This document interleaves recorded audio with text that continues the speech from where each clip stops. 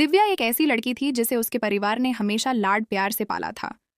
वह अपने 3 भाई बहनों, 2 छोटे भाइयों ईशान और रोहन और एक छोटी बहन प्रिया में सबसे बड़ी थी। दिव्या न केवल खूबसूरत थी बल्कि बुद्धिमान, समझदार और हर दिल अजीज भी थी। उसकी हर बात को घर वाले गौर से सुनते और पूरे परिवार में उसकी मिसाल दी जाती थी। रजनी, तेरी बेटी तो वाकई गौहर है। दिव्या की बड़ी मौसी सुशीला अक्सर उसकी माँ से मोहब्बत भरे लहजे में कहती। हाँ, ये सब भगवान की मेहरबानी है बड़ी मौसी। रजनी दिव्या की माँ शुक्र अदा करते हुए जवाब देती। उनकी आंखों में फक्र की चमक नुमायान होती। दिव्या का घर हंसी खुशी से भरा था। वह अपनी पढ़ाई में नुमायान थी और घर के कामों में भी हाथ बटाती। लेकिन उसकी जिंदगी में एक गैर मुतवक्का मोड़ उस वक्त आया जब सुशीला ने एक ऐसी बात की जिसने सबको चौंका दिया। एक धूप भरी दोपहर को, जब घर में सब अपने मामूल के कामों में मसरूफ थे, सुशीला अचानक रजनी के घर आईं। उनके चेहरे पर एक अजीब सी संजीदगी थी, लेकिन आंखों में एक पुरस्कार चमक थी। रजनी ने उन्हें बैठने के लिए कहा और चाय का ऑर्डर दिया। बातों बातों में सुशीला ने अचानक कहा, रजनी, मैं चाहती हूँ कि दिव्या को अपनी बहू बनाऊं। मेरा बेटा विकास उसके लिए बेहतरीन रिश्ता है। रजनी के हाथ से चाय का कप तकरीबन गिरते गिरते बचा। वह हैरत से बोली, बड़ी मौसी, ये आप क्या कह रही हैं? दिव्या तो अभी सिर्फ 12 साल की है। शादी की बात? ये कैसे मुमकिन है? सुशीला ने मुस्कुराते हुए हाथ हिलाया, जैसे कोई मामूली बात हो। अरे रजनी, मैं फौरन शादी की बात नहीं कर रही, बस मंगनी की बात है। हम अभी रिश्ता तय कर लेते हैं और जब दिव्या बड़ी हो जाएगी तब शादी कर लेंगे। विकास को तो तुमने देखा है, पढ़ा लिखा, समझदार और हमारे खानदान का। दिव्या के लिए इससे बेहतर लड़का कहाँ मिलेगा? रजनी का दिल बैठ गया। उन्होंने नरमी से कहा, बड़ी मौसी, दिव्या अभी बच्ची है। मैं नहीं चाहती कि उसके बचपन पर कोई बोझ डाला जाए। उसे अपनी जिंदगी जीने का मौका मिलना चाहिए। जब वक्त आएगा तब देखेंगे। सुशीला के चेहरे पर एक लम्हे के लिए मायूसी की लकीर उभरी, लेकिन उन्होंने बात को हंसी में टाल दिया। ठीक है रजनी, तुम ठहरो, मैं फिर कभी बात करूंगी। लेकिन उनके लहजे में एक अजीब सी जिद थी, जैसे वह अपनी बात पर अड़ी हुई थीं। रजनी ने उसे नजरअंदाज किया और बात को खत्म कर दिया। इस शाम जब राजेश घर आए, रजनी ने उन्हें सारी बात बताई। राजेश ने एक गहरी सांस ली और कहा, रजनी, तुमने बिल्कुल ठीक किया। हम अपनी बेटी का बचपन जिम्मेदारियों के बोझ तले नहीं दबाएंगे। दिव्या को अपने ख्वाब पूरे करने का पूरा मौका मिलेगा। समय का गुजरना और दिव्या की स्वायत्तता। समय तेजी से गुजरा। दिव्या ने अपनी शिक्षा पूरी की और एक स्वायत्त, आत्मविश्वास से भरी लड़की बन गई। वह अब एक सफल प्रोफेसर बनने के सपने देखती थी। लेकिन उसकी जिंदगी में एक बार फिर सुशीला की वापसी हुई। एक दिन वह दोबारा दिव्या का रिश्ता लेकर आईं, इस बार विकास के साथ।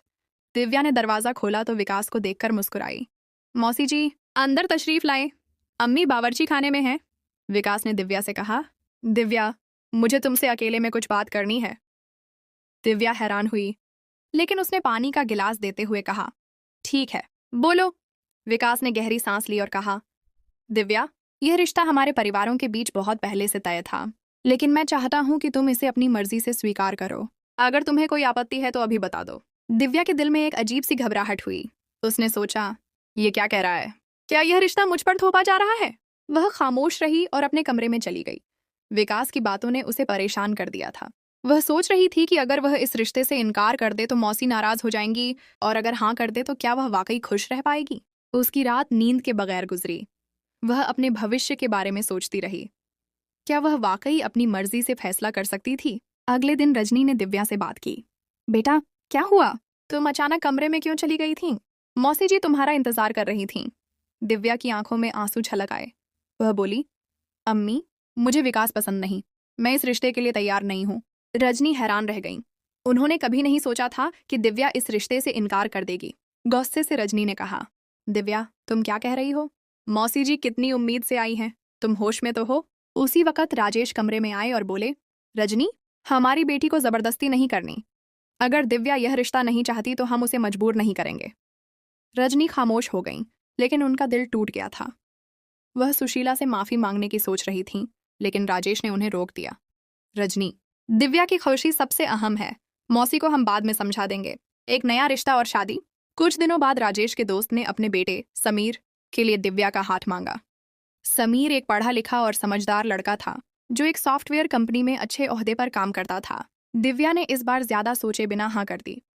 विकास की बातों ने उसके दिल में एक जख्म छोड़ा था, और वह अब किसी रिश्ते से फर्क पड़ने के मूड में नहीं थी। उसने सोचा कि शायद समीर के साथ वह एक नई शुरुआत कर सकेगी। शादी की तैयारियां शुरू हो गईं। मेहंदी की रस्म में सुशीला नहीं आई, जिससे साफ जाहिर था कि वह नाराज हैं। रजनी ने भी दिव्या से इस दौरान ज्यादा बात नहीं की। वह अपनी बेटी के फैसले से खुश नहीं थीं, लेकिन राजेश की हिमायत ने उन्हें खामोश रहने पर मजबूर किया।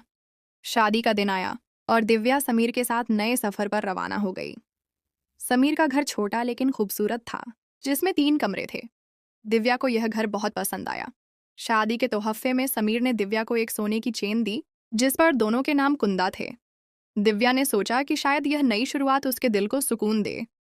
सावित्री का राज। शादी के चंद महीनों बाद दिव्या अपने नए घर में रहने लगी। समीर इकलौता बेटा था, इसलिए घर में उसके माता पिता रमेश और सावित्री के साथ दिव्या रहती थी। रमेश एक रिटायर्ड सरकारी अफसर थे, जबकि सावित्री एक घरेलू खातून थीं, जिनका लहजा हमेशा नर्म और मोहब्बत भरा होता था। लेकिन दिव्या ने जल्द ही कुछ अजीब सी बातों को नोटिस किया। हर रोज दोपहर को सावित्री बड़ी मात्रा में खाना बनवाती।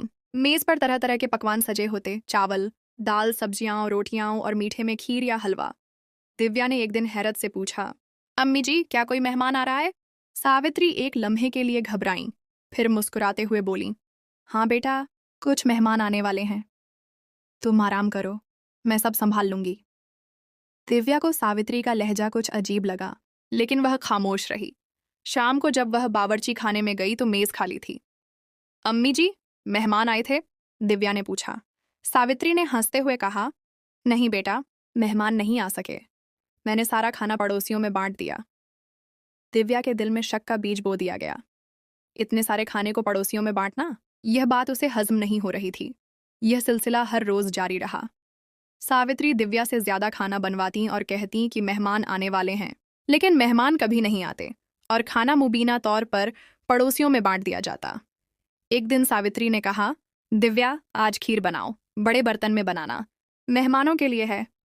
दिव्या ने सब्र से खीर बनाई, लेकिन इतनी ज्यादा मात्रा बनाते हुए उसके बाजुओं में दर्द होने लगा। वह थक कर कमरे में आई तो समीर ने पूछा, दिव्या क्या हुआ? तुम इतनी थकी हुई क्यों लग रही हो? दिव्या ने रोंदे लहजे में कहा, समीर, मैं सारा दिन खीर बनाती रही और अब अम्मी जी कहेंगी कि यह पड़ोसियों में बांट दिया। समीर ने हंसते हुए कहा, अरे, इतना गुस्सा क्यों? अम्मी जी ने सोच समझकर किया होगा, तुम आराम करो। लेकिन दिव्या का गुस्सा बढ़ता जा रहा था। वह सोच रही थी कि सावित्री आखिर इतना खाना किसे देती है। क्या वह वाकई पड़ोसियों को देती है या इसके पीछे कोई राज है? उसकी बेचैनी बढ़ती गई। वह रात भर सो न सकी, सोचती रही कि इस राज से पर्दा उठाना जरूरी है। राज से पर्दा उठता है। एक दिन दिव्या ने फैसला किया कि वह सच्चाई जानकर रहेगी। जब सावित्री खाना लेकर घर से निकली, दिव्या ने साड़ी और घूंघट पहना और चुपके से उनका पीछा किया। सावित्री पक्की सड़क से गुजरकर एक कच्ची बस्ती की तरफ बढ़ी। दिव्या का शक यकीन में बदलने लगा।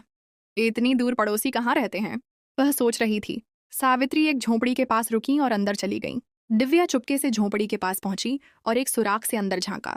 जो मंजर उसने देखा, उसने उसकी रूह को हिलाकर रख दिया। सावित्री एक कमजोर, बूढ़े व्यक्ति को अपने हाथों से खाना खिला रही थी। वह व्यक्ति इतना कमजोर था कि उठ भी नहीं सकता था। सावित्री ने न सिर्फ उसे खाना खिलाया, बल्कि बाकी खाना वहां मौजूद दीगर गरीब लोगों में तकसीम कर दिया। वह सब सावित्री को दुआएं दे रहे थे। दिव्या की आंखें नम हो गईं। वह पलटने ही लगी थी कि सावित्री की आवाज आई, दिव्या, वहां क्यों खड़ी हो? यहां आओ। दिव्या चौंक गई। सावित्री उसके करीब आई और नर्म लहजे में बोली, मुझे पता था तुम मेरा पीछा कर रही हो। मैं चाहती थी कि तुम यह सब खुद देख लो। ये लोग गरीब हैं, इनके पास खाने पीने का कोई जरिया नहीं, इसीलिए मैं हर रोज खाना बनवाती हूँ और इन तक पहुंचाती हूँ। यह मेरा फर्ज है, इंसानियत का हक अदा करना। दिव्या की आंखों से आंसू बह निकले। उसने सावित्री को गले लगाया और कहा, अम्मी जी, आपने मुझे इंसानियत का असल मतलब सिखा दिया। एक नई शुरुआत। उस दिन के बाद दिव्या की जिंदगी बदल गई। वह हर रोज जल्दी उठती, खाना बनाती और सावित्री के साथ बस्ती जाती। वह लोगों की दुआओं से उसे अपने दिल को सुकून मिलता था। समीर ने भी इस काम में उनकी हिमायत की और अक्सर उनके साथ बस्ती जाता। दिव्या ने अपनी माँ रजनी को यह सब बताया। रजनी ने सावित्री की तारीफ की और कहा, दिव्या, तुम खुशकिस्मत हो कि तुम्हें ऐसी सास मिली। ये कहानी सिर्फ एक राज की नहीं, बल्कि इंसानियत, मोहब्बत और कुर्बानी की है। दिव्या ने न सिर्फ अपनी सास का राज जाना, बल्कि उनसे एक नया सबक सीखा कि सच्ची खुशी दूसरों की मदद करने में है। दोस्तों, यह थी दिव्या और उसकी सास सावित्री की कहानी। क्या आपको ये कहानी पसंद आई? अगर हाँ, तो कमेंट में ज़रूर बताइए कि आपको इस कहानी का कौन सा हिस्सा सबसे ज़्यादा पसंद आया। और हाँ, हमारे चैनल को सब्सक्राइब करना न भूलें ताकि आपको ऐसी ही दिलचस्प कहानियाँ सुनने को मिलती रहें।